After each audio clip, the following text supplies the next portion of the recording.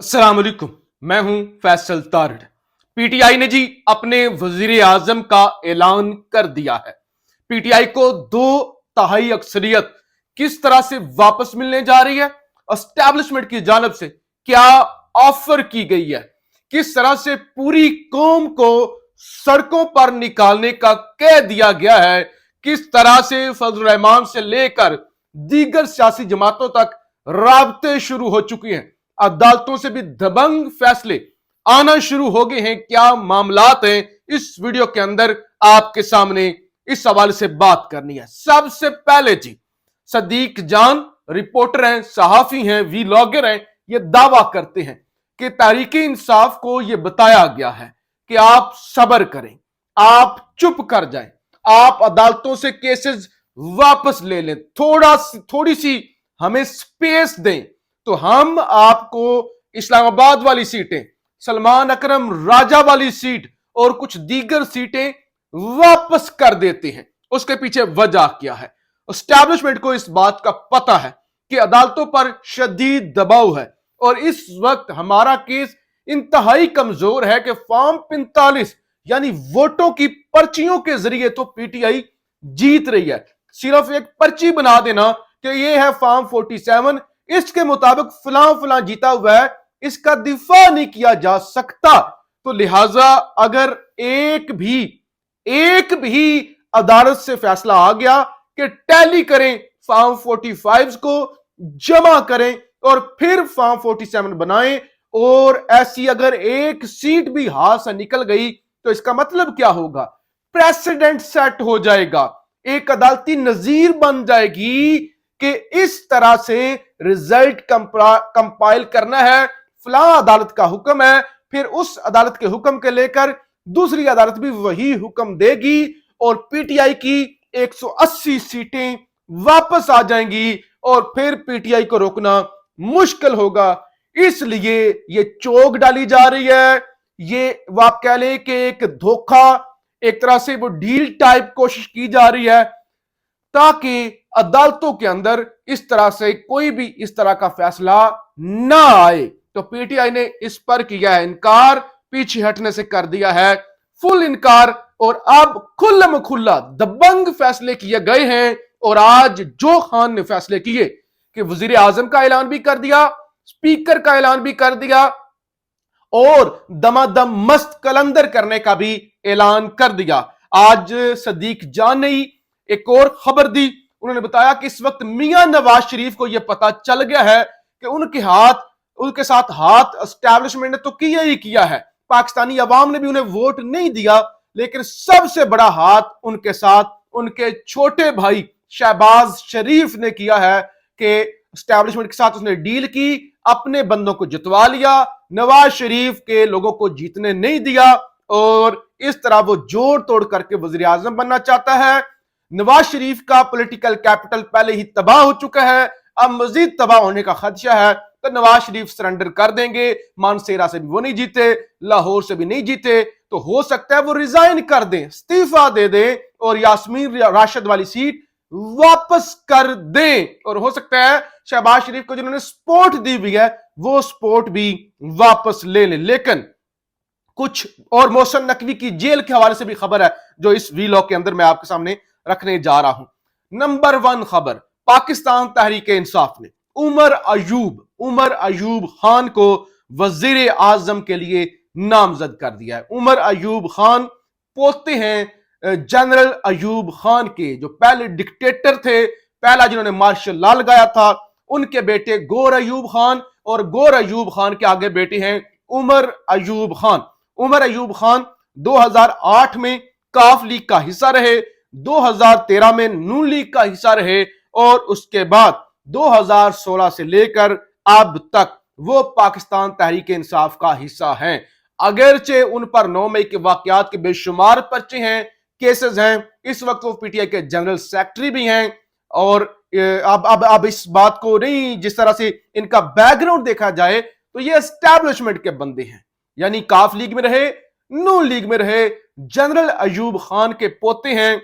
गौर अयूब खान के बेटे हैं तो इनका बैकग्राउंड तो एस्टैब्लिशमेंट का, लेकिन आजकल इनका जो नैरेटिव है, जिस तरह से पीटीआई के साथ खड़े हुए हैं और इन पर बेशुमार केसेस हैं, आप देखना यह है कि इस मूव को एस्टैब्लिशमेंट किस तरह से लेती है। जिस तरह से अली अमीन गंडापुर का नाम जब सामने आया तो उस पर बड़ा रद्द अमल आया।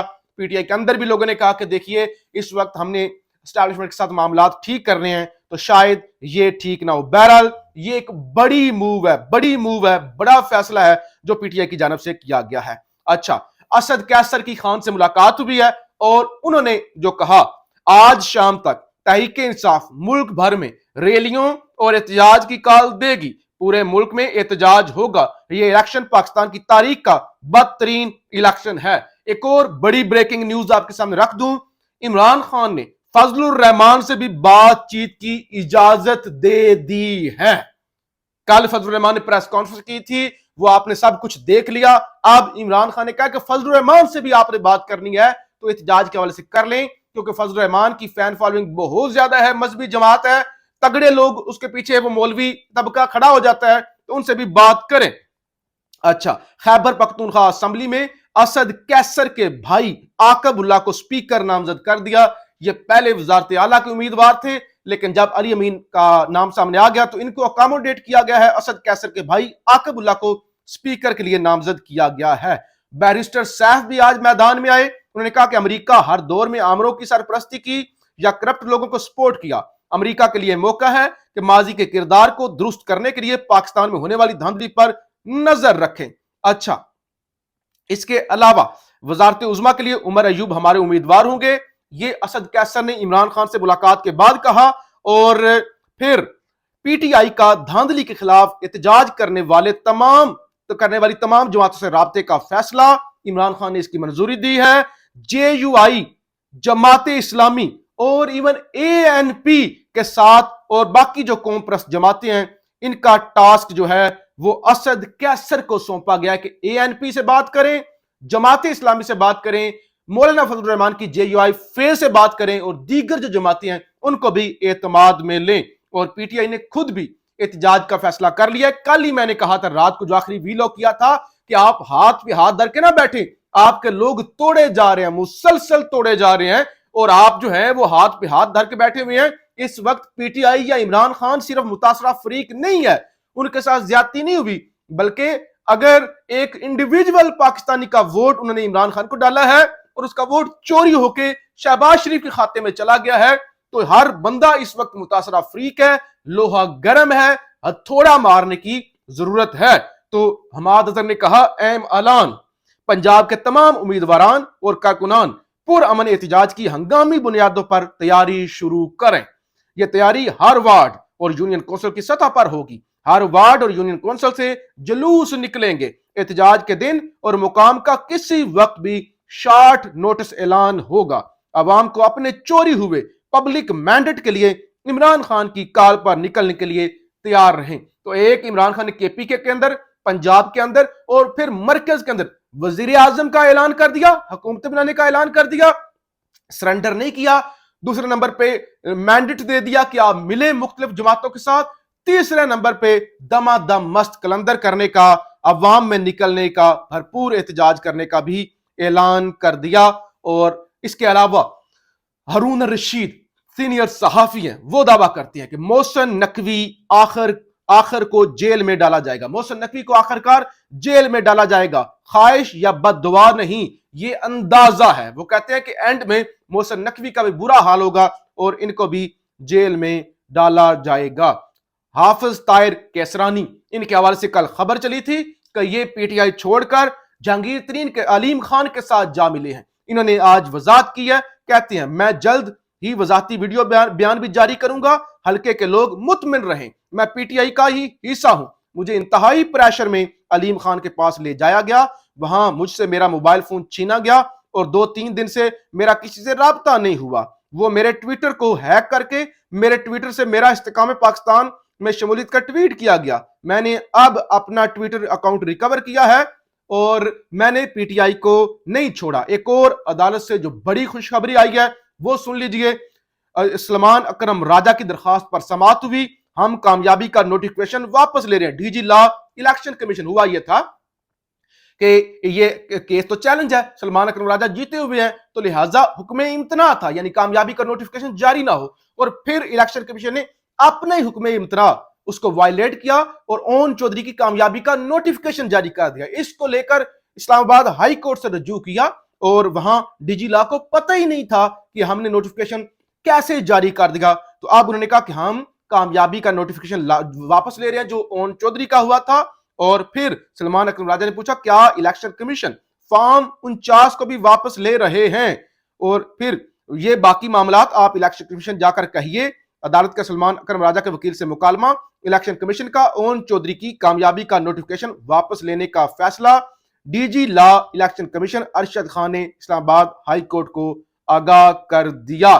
پھر جناب عمران خان کو چھوڑنے والے غلام سرور خان راولپنڈی سے, وہ بھی آج میدان میں آئے, حالانکہ وہ پی ٹی آئی کے خلاف ہیں, چھوڑ چکے ہیں پی ٹی آئی کو. انہوں نے کہا جس طرح کے انتخابات پورے ملک میں ہوئے سب کو پتہ ہے, حقائق کے مطابق دیکھا جائے تو پورے پاکستان سے تحریک انصاف بھاری اکثریت سے جیتی ہے, مینڈیٹ کا احترام کرنا چاہیے. میں کھلے دل اور ذہن کے ساتھ اپنی شکست تسلیم کرتا ہوں. انہوں نے کہا میں ہار گیا ہوں, لیکن عمران خان کو ووٹ پڑا ہے پورے پاکستان سے, تو ہمیں اس کے مینڈیٹ کو بھی تسلیم کرنا چاہیے. تو بازیاں پلٹتی ہوئی نظر آ رہی ہیں. ایک طرف میں نے آپ کو بتایا نواز شریف سرنڈر کرتے ہوئے نظر آ رہے ہیں, دوسری طرف اسٹیبلشمنٹ پی ٹی آئی کو آفرز دے رہی ہے, تیسری طرف وزیر اعظم کا پی ٹی آئی نے اعلان کر دیا, وزیر اعلیٰ کا اعلان کر دیا, اسپیکر کا اعلان کر دیا, مختلف جماعتوں سے بات چیت کا اعلان کر دیا, کھلے دل کا مظاہرہ کرتے ہوئے, اور تیسرے نمبر پہ سڑکوں پہ آ کے دما دم مست کلندر کرنے کا بھی اعلان ہو گیا ہے. امریکہ کو بھی کہا گیا ہے